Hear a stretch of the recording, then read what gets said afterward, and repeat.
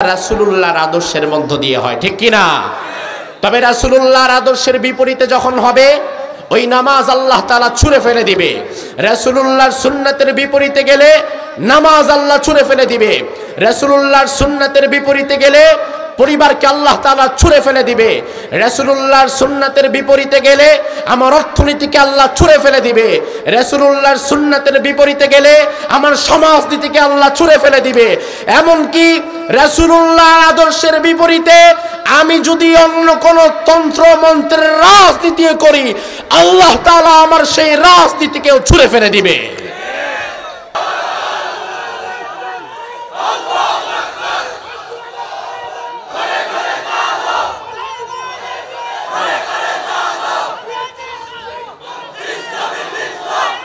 হুয়াল্লাযী খালাকা লাকুম মা ফিল আরদি জামিআ। আল্লাহ তাআলা আকাশ জমিন সহকারে পৃথিবীতে যা কিছু তুমি দেখছো কিংবা দেখছো না, এই সব কিছু আল্লাহ বানিয়েছেন খালাকা লাকুম, তোমাদের উপকারের জন্য। সুবহানাল্লাহ বলবেন না? তার মানে আকাশ জমিন বানিয়েছেন আল্লাহ, কিন্তু আল্লাহর নিজের জন্য নয়, আমাদের জন্য। কারণ এই সুবিশাল আকাশ না থাকলে আল্লাহর কিচ্ছু যায় আসে না। যখন আসমান ছিল না, রাসূলকে সাহাবায়ে কেরাম প্রশ্ন করেছে, আসমান যখন ছিল না তখন আল্লাহর আরশ কোথায় ছিল? রাসূল হাদিসের মধ্যে বললেন ওয়া কানা আরশুহু আলাল মা, পানির উপরে ছিল। তার মানে আসমান না থাকলে আল্লাহর কোনো ক্ষতি নাই, সূর্য না থাকলে আল্লাহর কিচ্ছু যায় আসে না। তবে সূর্য না থাকলে আমরা বাঁচব না। এই জমিন না থাকলে আল্লাহর কিচ্ছু যায় আসে না, তবে জমিন না থাকলে আমরা খেতে পারবো না, আমাদের ফল ফসল হবে না। তার মানে যা কিছু আমরা দেখছি বানিয়েছেন আল্লাহ, তবে আল্লাহর নিজের জন্য নয়, আমাদের কল্যাণের জন্য, ঠিক কিনা? এবার যদি আপনার প্রশ্ন হয়, আল্লাহ সব কিছু বানালেন আমাদের কল্যাণের জন্য, কোনো কিছুই তো আপনার দরকার নাই, কিন্তু আমাদেরকে কেন বানালেন? আমাদেরকে বানাবার পেছনে আপনার উদ্দেশ্য কি? রব্বুল আলামিন দুনিয়াতে মানুষ কেন বানিয়েছেন? মানুষ বানাবার পেছনে আল্লাহর উদ্দেশ্য কি? আল্লাহ তাআলা কোরআনের মধ্যে বললেন ওয়ামা খালাকাতুল জিন্না ওয়াল ইনসা ইল্লা লিয়াবুদুন। দুনিয়াতে আমি আল্লাহ তাআলা যা কিছু দেখছো সব বানালাম তোমাদের জন্য, কোনো কিছুই আমার কোনো দরকার নাই, তবে কেবলমাত্র তোমাদেরকে, কেবলমাত্র মানুষ এবং জিনকে আমি আল্লাহ আমার নিজের জন্য বানালাম। কেবলমাত্র মানুষকে আমি আল্লাহ আমার নিজের জন্য বানালাম, ইল্লা লিয়াবুদুন, যেন দুনিয়ার মানুষগুলো আমার গোলামি করে, আমার ইবাদত করে, আমার দাসত্ব করে। এজন্য আমরা যারা এখানে আছি, আমাদের যত পরিচয় থাকুক না কেন, আমাদের সব চাইতে দামি পরিচয় হচ্ছে আমরা গোলাম কার। আমাদের সব চাইতে দামি পরিচয় আমরা আল্লাহর গোলাম। আল্লাহ রাব্বুল আলামিন কোরআনে এটাই বললেন, দুনিয়াতে মানুষ আমি বানিয়েছি আমার গোলামি করার জন্য, আমার ইবাদত করার জন্য। এজন্য আমার ভাইরা, দুনিয়া তার জায়গায় টিকে থাকবে ততদিন, দুনিয়ার মানুষগুলো আল্লাহর গোলামি করবে যতদিন। দুনিয়ার মানুষগুলো যেই মুহূর্তে আল্লাহর গোলামি থেকে সরে যাবে, ওই মুহূর্তে আল্লাহ তাআলা সুবিশাল আকাশ জমিন চন্দ্র সূর্য কিছুই আর রাখবে না।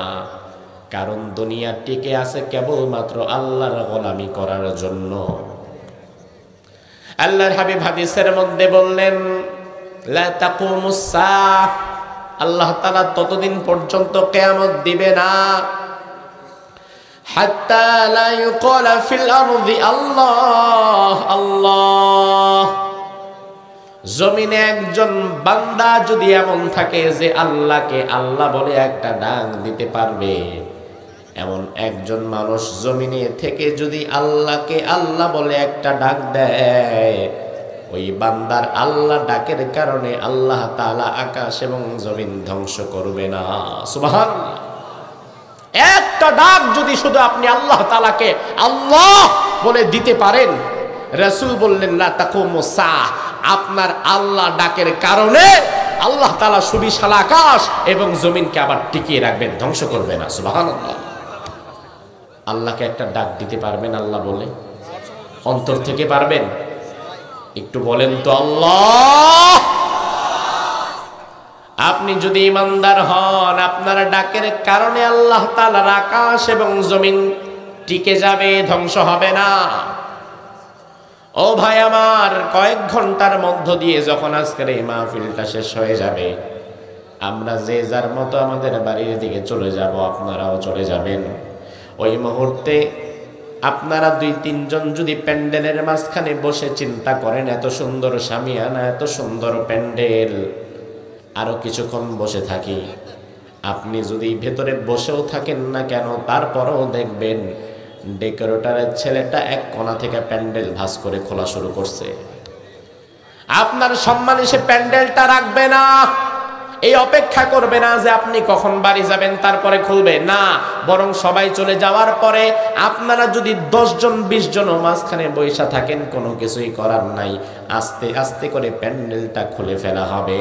আপনি যদি বলেন ভাই এত সুন্দর প্যান্ডেল খুলে ফেলতেছো কেন, আরো কিছুক্ষণ থাকুক না, ডেকোরেটরের ছেলেটা জবাব দিবে যে বিশাল আয়োজন হয়েছিল যাদের জন্য, তারা যেহেতু এখন আর নাই, এই প্যান্ডেল দেখেও কোনো লাভ নাই, আপনাদের মতো 2-3 জনের জন্য প্যান্ডেল আমি রাখবো না।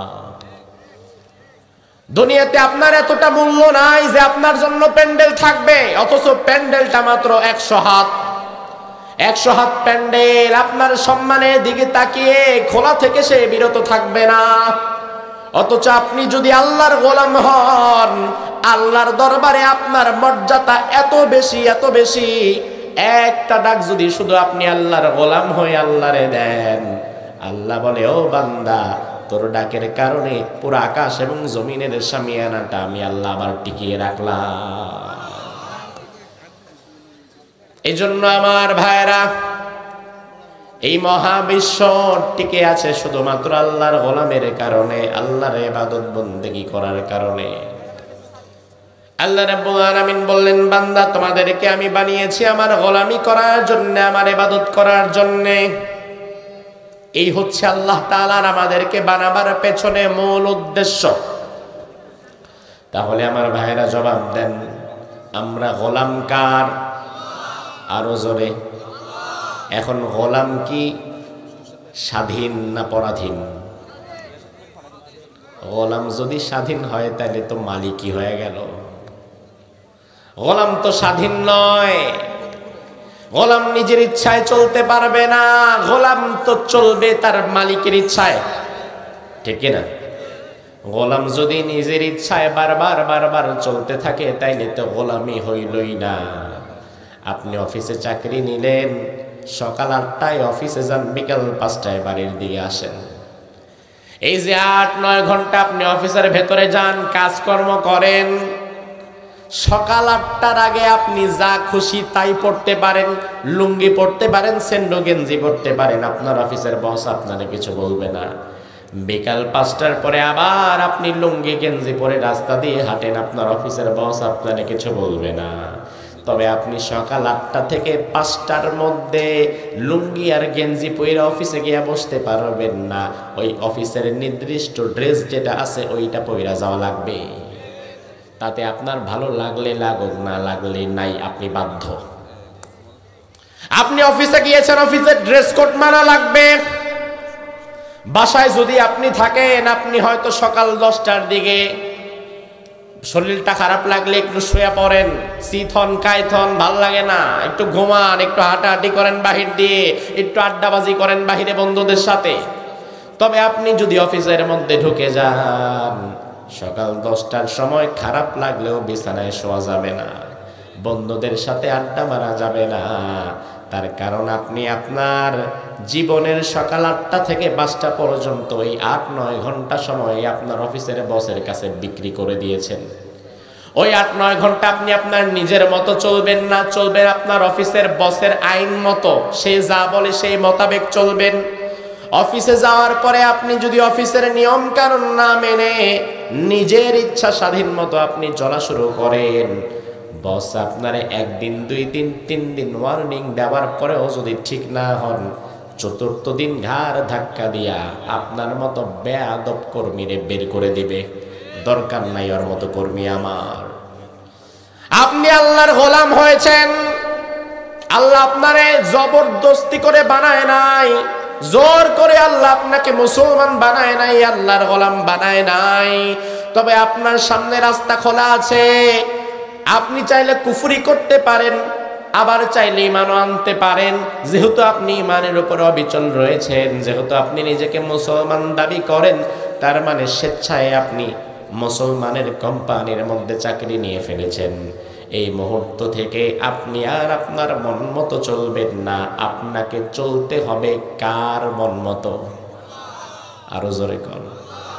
এবার অফিসে চাকরি নেওয়ার পরে অফিসের বেয়াদব কর্মী যদি 2-3 দিন একই ভুল করে, মালিক যদি তাকে সংশোধন করার পরেও সে যদি সংশোধিত না হয়, তার চাকরি যেমন থাকে না। আপনি আল্লাহর গোলাম দাবি করার পরে বারবার যদি আল্লাহর হুকুমগুলো আপনি একটার পর একটা অমান্য করতে থাকেন, আল্লাহ তাআলা আপনার মতো অবাধ্য বান্দাকেও তার গোলামির খাতা থেকে বের করে দেয়।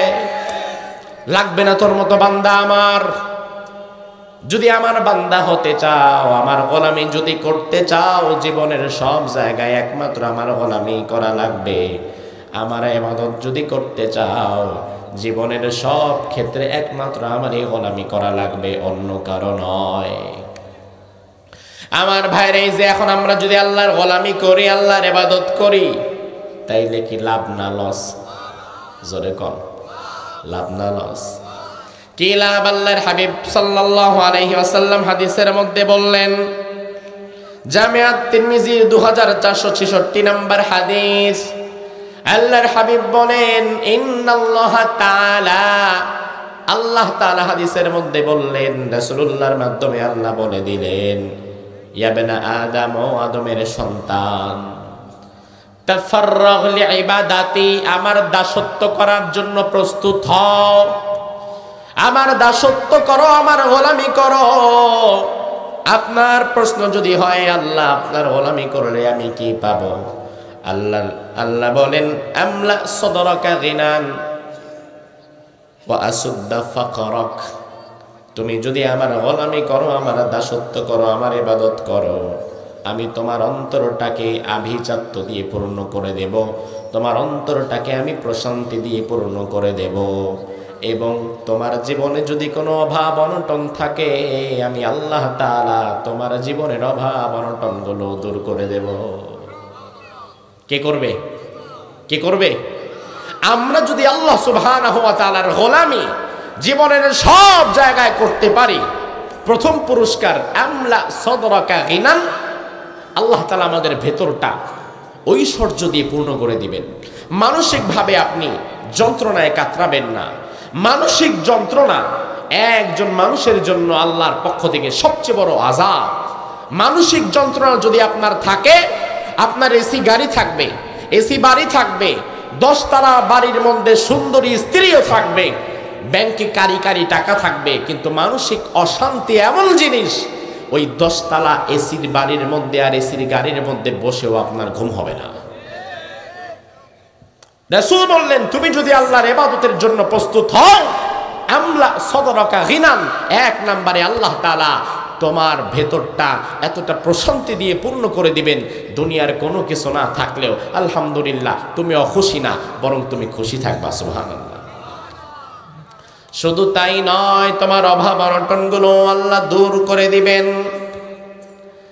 আর তুমি যদি আমার ইবাদতের জন্য প্রস্তুত না হও, তাহলে আমি আল্লাহ তাআলা তোমার ভেতরটা দুঃখ কষ্ট দিয়ে পূর্ণ করে দেব। কোনো কিছুই তোমার আর প্রশান্তি দিতে পারবে না, শান্তি দিতে পারবে না। ওয়ালাম আসুদ্দা ফাকরাক, তোমার জীবন থেকে কোনোদিন কোনো অভাব দূর হবে না। অভাব থেকে আপনি বাঁচতে পারবেন না। অভাব মানে কিন্তু শুধু টাকা পয়সার অভাব না। অনেক টাকা পয়সা আছে, কিন্তু আমার শরীরটা অসুস্থ, কিডনি একটা ড্যামেজ, অভাব। অনেক টাকা পয়সা আছে, শরীরটাও ধরেন সুস্থ, কিন্তু আমার ছেলে একটা গাঁজাখোর হয়ে গেছে, অভাব। অনেক টাকা পয়সা আছে, সব কিছু আছে, দেশে থাকতে পারতেছি না, নানান কারণে যন্ত্রণা, সব টাকা পয়সা ব্যাংক হয়ে গেছে দেউলিয়া, অভাব, অভাবের কুল কিনারা নাই। আল্লাহ তাআলা বললেন, আমার গোলামি করার জন্য যদি প্রস্তুত না হও, দুনিয়াতে এমন অভাব দিব, একদিক থেকে সিরা কাথার মতো, মাথা ঢাকতে গেলে দেখবা পা বের হয়ে গেছে, পা ঢাকতে গেলে দেখবা মাথা বের হয়ে গেছে, কোনোদিন একসাথে সব কিছু পেয়ে উঠবা না। এই জন্য জীবনের সব ক্ষেত্রে গোলামি করতে হবে, দাসত্ব করতে হবে, ইবাদত করতে হবে একজনের। চিৎকার দিয়ে বলেন, তিনি কে? তিনি কে? এখন আমার ভাইয়েরা, ইবাদত শুধুমাত্র এক আল্লাহর করা লাগবে, এক আল্লাহ ছাড়া অন্য কারো ইবাদত আল্লাহ তাআলা গ্রহণ করবে না। আপনি বলবেন, হুজুর এটা কেমন কথা, ইবাদত তো এক আল্লাহ দিয়ে আমরা করব, কিন্তু বাংলাদেশে অনেক মানুষ এক আল্লাহর গোলামি করে না। এক আল্লাহর পাশাপাশি অনেকে শয়তানের গোলামি করে, অনেকে দলের গোলামি করে, অনেকে আবার নেতার গোলামিও করে। আছে না নাই? এক আল্লাহর গোলামি কয়জন করে? এক আল্লাহর গোলামি করার মানুষের সংখ্যা কম। শয়তানের গোলামি করে এমন মানুষ আছে না নাই? নফসের গোলামি করে, মনের গোলামি করে, মন যা চায় তাই করে। অথচ সূরা ফাতিহার মধ্যে আল্লাহ আমাদের শিখিয়ে দিয়েছেন, বান্দা ইয়াকা নাবুদু ওয়া ইয়াকা নাস্তাইন। পারেন না? পারেন না? পড়েন একবার, ইয়াকা নাবুদু ওয়া ইয়াকা নাস্তাইন। আয় আল্লাহ, আমরা শুধুমাত্র কেবলমাত্র একমাত্র আপনারই গোলামি করি এবং আপনার কাছেই সাহায্য চাই, আল্লাহ ছাড়া অন্য কারো গোলামি করা যাবে? আমার ভাইরা, আপনি নেতার গোলামি করতে পারবেন না, দলের গোলামি করতে পারবেন না, একমাত্র আল্লাহর গোলামি করা লাগবে। তবে হ্যাঁ, আপনি আপনার নেতার আনুগত্য করতে পারবেন, কারণ ইসলামে নেতার আনুগত্য করার বিষয়টাও রয়েছে, ইসলামে উস্তাদের আনুগত্য করার বিষয়টাও রয়েছে, ইসলামে মা বাবার আনুগত্য করার বিষয়টাও রয়েছে। তবে নেতার আনুগত্য লিমিটেড, উস্তাদের আনুগত্য লিমিটেড, হুজুরের আনুগত্য হবে লিমিটেড। আমি আমার নেতাকে অনুসরণ করব, আমি আমার আমিরকে অনুসরণ করব, আমি আমার দলের নেতাকে অনুসরণ করব, ঠিক ততক্ষণ আমার দলের আমির, আমার দলের নেতা আল্লাহ এবং রাসূলুল্লাহকে অনুসরণ করবে যতক্ষণ। ঠিক কিনা? আমি যদি দেখি কোনো এক জায়গায় আমার দলের আমির আল্লাহ এবং রাসূলের আনুগত্য থেকে বের হয়ে গেছে, ওই মুহূর্তে দাঁড়ায়া সাথে সাথে আমিরের আনুগত্য না করে আমারে আবার কোরআন হাদিসের কাছে ফিরে আসা লাগবে। আমি যদি দেখি আমার নেতা এমন কোন কথা বলে, এমন কোন কাজ করে যে কাজ ইসলাম বিরোধী, যেই কাজ কোরআন বিরোধী, যেই কথা রাসূলুল্লাহর আদর্শের বিপরীতে যায়, ওই মুহূর্তে দাঁড়িয়ে নেতার কথাকে অন্ধভাবে বিশ্বাস করা নামিমান নয়, বরং ওই মুহূর্তে দাঁড়িয়ে নেতার কথা ছুঁড়ে ফেলে দিয়ে রাসূলুল্লাহর কথাটা গ্রহণ করা লাগবে। আমার নেতা যদি আমাকে ভালো কাজের আদেশ দেয়, আলহামদুলিল্লাহ, আমি জীবন বাজি রেখে সেই ভালো কাজ করব। তবে আমার নেতা এমন কোন কথা যদি বলে যেই কথাটা কোরআনেও নাই, হাদিসেও নাই, এমন ভণ্ড কিছু নেতাও আছে না নাই? আমার নেতা যদি কখনো বলে ফেলে, মঞ্চের মধ্যে ওঠে, ধর্ম যার যার উৎসব সবার, আমি কোরআন থেকে মেলাবো, দেখি কোরআন কি বলে। কোরআন যদি আমার ভিন্ন কথা বলে, কোরআন যদি বলে না ধর্ম যার উৎসব তার, তাহলে সাথে সাথে আমি বুঝে নিব আমার নেতা এই পয়েন্টে ভুল করেছে, নেতার এই কথা আমি একমত নই। আমি যদি কখনো দেখি আমার নেতা মঞ্চে উঠে বলতেছে, ও ভাইরা আমার, আপনারা আমাদের সাথে থাকবেন, কারণ জনগণ সকল ক্ষমতার উৎস, আমি দেখব কোরআন কি বলে। কোরআনের কাছে আসার পরে যদি দেখি কোরআন আমাকে জানাচ্ছে তাবারাকাল্লাযী বিয়াদিহিল মুলক, সকল ক্ষমতার উৎস আল্লাহ তাআলা, ওই মুহূর্তে আমি বুঝে নিব আমার নেতা একটা ভুল করেছে, কোরআনের বিপরীতে কথা বলেছে, সাথে সাথে কোরআনের কাছে আমারে ফিরে আসতে হবে। এবং আমি যদি কখনো দেখি আমার নেতা সাংবাদিকদের সামনে মঞ্চের মধ্যে দাঁড়ায় বলতেছে, ও ভাইরা আমার, ইসলামের রাজনীতির কোনো স্থান নাই, কোরআনের সাথে রাজনীতির কোনো সম্পর্ক নাই, আমি তখন রাসূলুল্লাহর জীবন চেক করব। রাসূলুল্লাহর জীবনের মধ্যে যদি আমি দেখি রাসূলুল্লাহ 10 বছর রাজনীতি করে মদিনা চালিয়েছেন, মদিনা পরিচালনা করেছেন, তখন আমি বুঝে নিব আমার নেতা রাসূলুল্লাহ 10 বছরের জীবনকে অস্বীকার করেছে, সাথে সাথে ওই ভণ্ড নেতার কথাটাকেও আমার ডাস্টবিনে ঝুড়ে ফেলতে হবে। আমারে মানতে হবে আমার ইসলাম, কারণ আমি আমার নেতার গোলাম না, আমি আমার দলের গোলাম নয়, আমি গোলাম একমাত্র কার? আমি তো এক আল্লাহর গোলাম, অন্য কারো গোলাম আমি নই। এজন্য এক আল্লাহর গোলাম যদি হতে চান, তাহলে জীবনের সব জায়গাগুলোতে আইন ও কানুন মানা লাগবে কার? আরো জোরে, এক আল্লাহর আইন ও কানুন মানা লাগবে জীবনের সবখানে। আপনি আল্লাহর গোলাম হয়ে যদি মসজিদে ঢুকেন, মসজিদের মিম্বারে যদি আপনি বসেন, সেখানে আপনাকে ইসলাম নিয়ে বসা লাগবে। আল্লাহর গোলাম হয়ে যদি আপনি চাকরি করতে যান, সেখানে পরিপূর্ণ আমানতদারিতার সাথে ইসলাম নিয়ে চাকরি করা লাগবে। আল্লাহর গোলাম হয়ে যদি আপনি ব্যবসা করতে যান, পরিপূর্ণ সত্যবাদিতা আমানতদারিতার সাথে ইসলাম নিয়ে ব্যবসা করা লাগবে। আল্লাহর গোলাম নিয়ে যদি আপনি আল্লাহর গোলাম হয়ে যদি আপনি সংসদে ঢুকেন, সেখানেও পরিপূর্ণ ইসলাম নিয়ে ঢোকা লাগবে। কারণ আল্লাহর গোলাম যে ব্যক্তি দাবি করে, ওই ব্যক্তি জীবনের সব জায়গায় ইসলামকে নিয়ে যাবে, ইসলামকে ছাড়া ওই ব্যক্তি জীবনের কোথাও যাবে না। আল্লাহর গোলাম যে নিজেকে দাবি করে, তার রান্নাঘর চলবে আল্লাহর বিধান মতো, তার পরিবার চলবে আল্লাহর বিধান মতো, তার সমাজ সে চালাবে আল্লাহর বিধান মতো, এমনকি তার রাষ্ট্রটাও চালাতে হবে বিধান মতো। কার বিধান?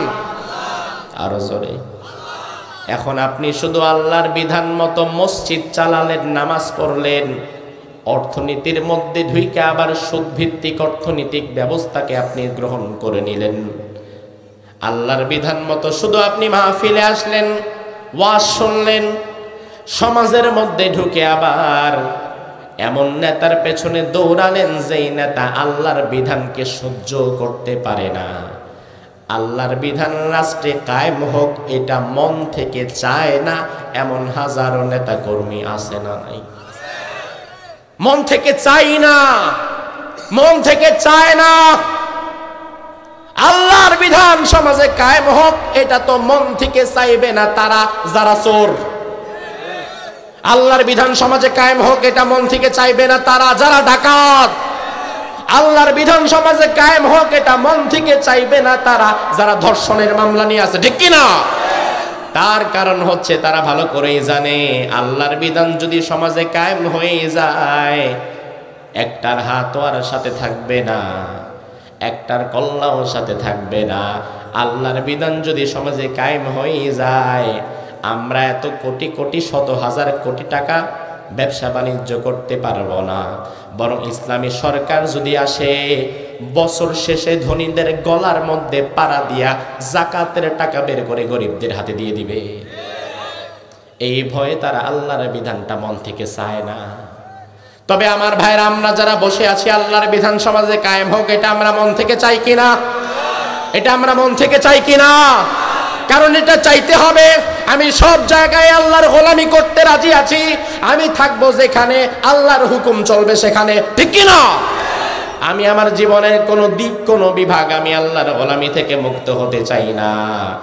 কিন্তু যারা শুধু নামাজ পড়ে যাই, কিন্তু জীবনের বাকি দিক এবং বিভাগগুলোতে আল্লাহর গোলামি করে না, করে শয়তানের গোলামি, ঠিক কিনা?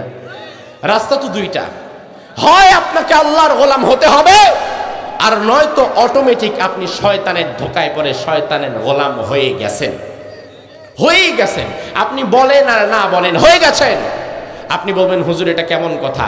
5 ওয়াক্ত নামাজ তো আমি পড়ি, 5 ওয়াক্ত নামাজ পড়ে কপালে দাগ ফেলে ফেলেছে, কপালে দাগ পড়ে গেছে 5 ওয়াক্ত নামাজ পড়তে পড়তে, বোনের জমিটা আত্মসাৎ করে রেখেছে, ছেলে মেয়ের হকগুলা ঠিক মতো দিচ্ছে না, পরের জমি দখল করে খাচ্ছে, সুদের সাথে জড়িত আছে, ধর্মনিরপেক্ষ মতবাদকে কায়েমের জন্য কাজ করে যাচ্ছে, এমন লোক আছে না নাই? তার নামাজ কি লাভ হবে? তার নামাজের লাভটা হবে কি? তার কারণ 5 ওয়াক্ত নামাজ যদি আমরা পড়িও, 5 ওয়াক্ত নামাজ ফজর, জোহর, আসর, মাগরিব পরে এশা, এই 5 ওয়াক্ত নামাজ পড়ার জন্য সর্বোচ্চ আপনার সময় লাগবে সারা দিনে 1 ঘন্টা। কয় ঘন্টা? জোরে কর। কিন্তু দিনে রাতে মিলায়া আল্লাহ আমারে সময় দিছে কয় ঘন্টা? তাইলে 1 ঘন্টা আমি আল্লাহর গোলাম, আমি নামাজ পড়লাম, বাকি 23 ঘন্টা আমার চাকরি করা লাগে, বাকি 23 ঘন্টা আমার ব্যবসা করা লাগে, বাকি 23 ঘন্টা আমার সমাজ পরিচালনা করা লাগে, বাকি 23 ঘন্টায় আমার রাজনীতি করা লাগে, বাকি 23 ঘন্টায় আমার পরিবারকে সময় দেওয়া লাগে। কিন্তু বাকি 23 ঘন্টায় আমি করলাম কি? আমার সমাজের মধ্যে পর্দাপশিতার খবর নাই, আমি আমার স্ত্রী সন্তানকে আল্লাহর বিধান মতো পরিচালিত করতে পারলাম না, আমি আমার সমাজে আল্লাহর বিধানের কথা বলতে পারলাম না, আমি আমার রাজনীতির মধ্যে আল্লাহর বিধান কায়েমের জন্য কাজ করতে পারলাম না, আমি আমার অর্থনীতির মধ্যে আল্লাহর বিধান ঢুকাতে পারলাম না। তাহলে বিষয়টা হবে এই, আমি সারা দিনে 24 ঘন্টায় 1 ঘন্টা দিছি আল্লাহরে, আর বাকি 23 ঘন্টা নিয়ে গেছে শয়তান। ঠিক কি না? বাকি 23 ঘন্টা অটোমেটিক কিন্তু আপনি শয়তানের কাছে দিয়ে দিছেন। সারা দিনে 24 ঘন্টার 23 ঘন্টা শয়তানরে দিয়া 1 ঘন্টা আল্লাহরে দিয়া বুঝি আল্লাহর গোলাম হওয়া যায়। আমার ভাইরা, আমি জানি আপনারা বুদ্ধিমান মানুষ, অনেক কিছু জানেন, জানা থাকলে জবাব দিবেন। বাংলাদেশে সব চাইতে বেশি আম উৎপাদন হয় কোন জেলায়? রাজশাহী। আরেকটা আছে চাঁপাইনবাবগঞ্জ। 2 জেলায় কাছাকাছি, 2 জেলাটাও পাশাপাশি। চাঁপাইনবাবগঞ্জে আমাদের অনেক মাহফিল হয়। আমি কয়েক বছর আগে চাঁপাইনবাবগঞ্জে গেলাম। চাঁপাইনবাবগঞ্জে যাওয়ার পরে আমি দেখলাম বিরাট একটা আম বাগান, 2 সারিতে হাজার হাজার আম গাছ।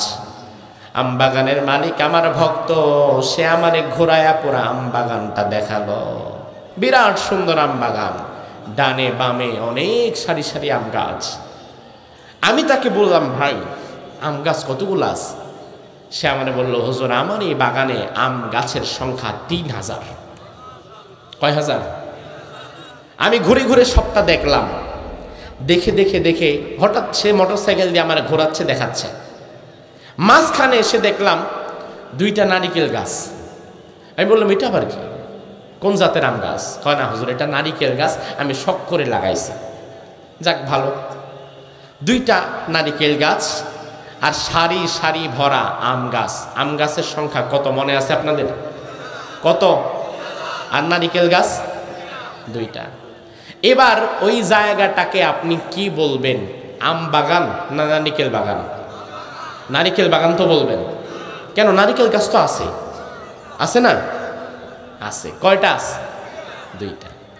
3000 আম গাছের মধ্যে 2টা নারিকেল গাছ থাকায় ওই জায়গাকে যেমন আপনি নারিকেল বাগান না বলে আম বাগান বলবেন, 24 ঘন্টার 23 ঘন্টা শয়তানের তৈরি করা মতবাদের পেছনে ঘুরঘুর করে 1 ঘন্টা নামাজ পড়ে আপনি আল্লাহর গোলাম না, শয়তানের গোলামি রয়ে গেলেন।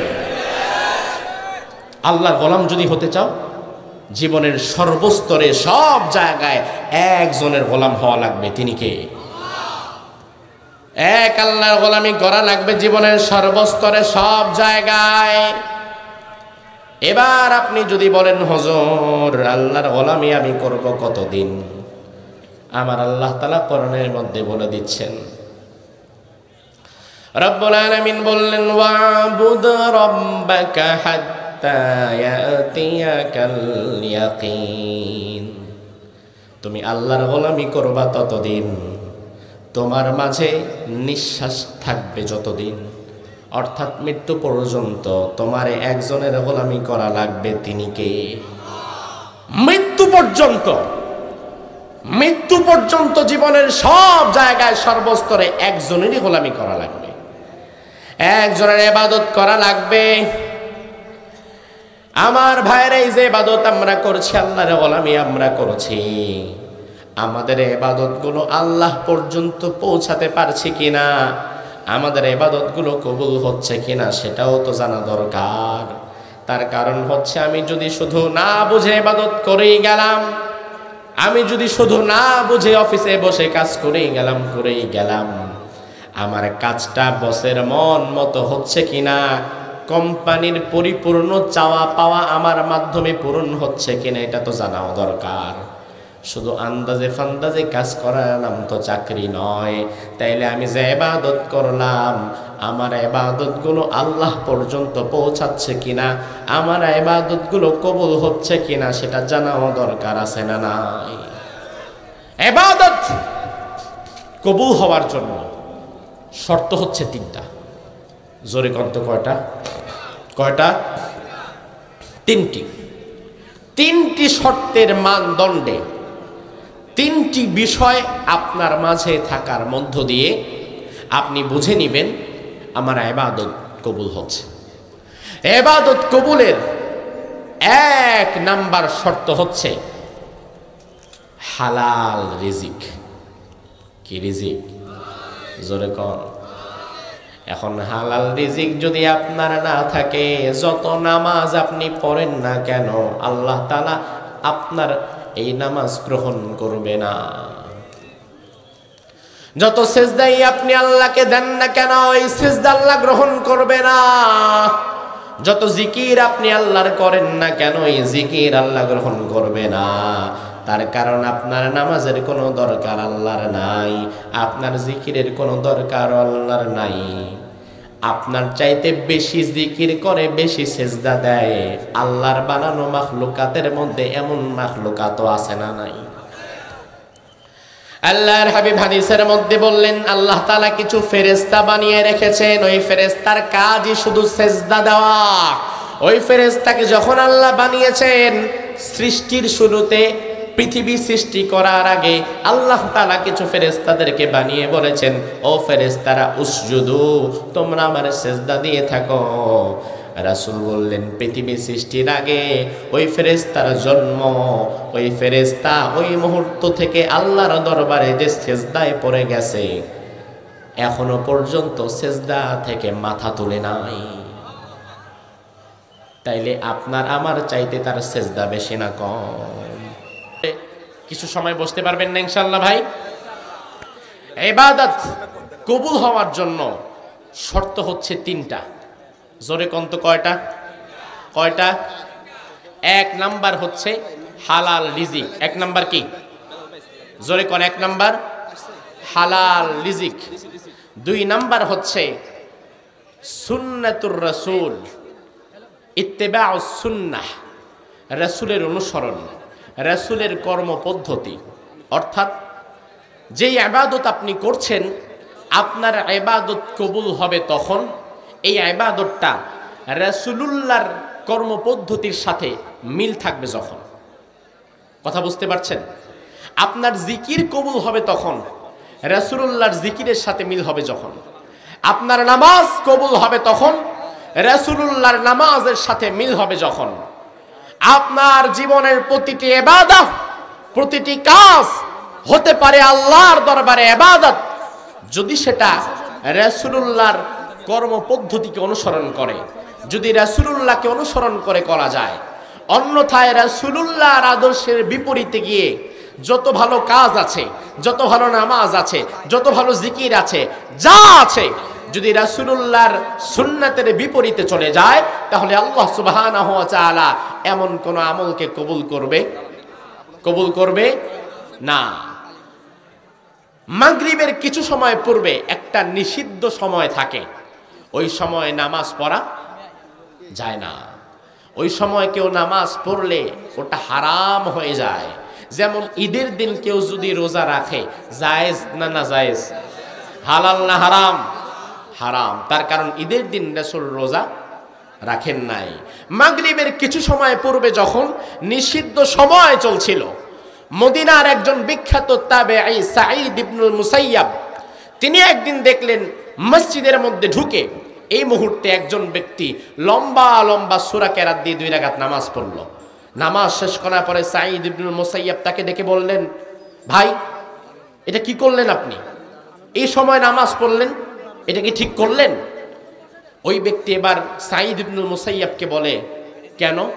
ইউআযযিবুনিল্লাহু আনিস সালাহ, আমি যে সময় নামাজ পড়ছি এতে কি আল্লাহ আমারে আযাব দিবে? সাঈদ ইবনুল মুসাইয়াব বলেন, লা ওয়ালাকিন ইউআযযিবুকা আলা খিলাফি সুন্নাহ, এই সময় নামাজ পড়ার কারণে আল্লাহ তোমারে আযাব দিবে না, কিন্তু আল্লাহ তোমারে আযাব দিবে রাসূলের সুন্নাতের বিপরীত কাজ করার কারণে। কারণ এই সময় রাসূল নামাজ পড়ে নাই। এজন্য আমার ভাইরা, আমাদের জীবনের ইবাদতগুলোকে যদি আমরা কবুল করতে চাই, প্রতিটি কাজ হতে পারে আমাদের জন্য ইবাদত।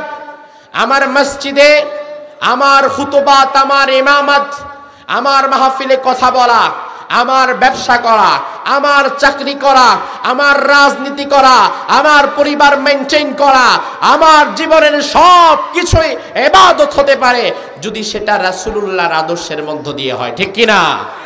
তবে রাসূলুল্লাহর আদর্শের বিপরীতে যখন হবে, ওই নামাজ আল্লাহ তাআলা ছুঁড়ে ফেলে দিবে। রাসূলুল্লাহর সুন্নাতের বিপরীতে গেলে নামাজ আল্লাহ ছুঁড়ে ফেলে দিবে। রাসূলুল্লাহর সুন্নাতের বিপরীতে গেলে পরিবারকে আল্লাহ তাআলা ছুঁড়ে ফেলে দিবে। রাসূলুল্লাহর সুন্নাতের বিপরীতে গেলে আমার অর্থনীতিকে আল্লাহ ছুঁড়ে ফেলে দিবে। রাসূলুল্লাহর সুন্নাতের বিপরীতে গেলে আমার সমাজনীতিকে আল্লাহ ছুঁড়ে ফেলে দিবে। এমনকি রাসূলুল্লাহর আদর্শের বিপরীতে আমি যদি অন্য কোন তন্ত্র মন্ত্রের রাজনীতি করি, আল্লাহ তাআলা আমার সেই রাজনীতিকেও ছুঁড়ে ফেলে দিবে।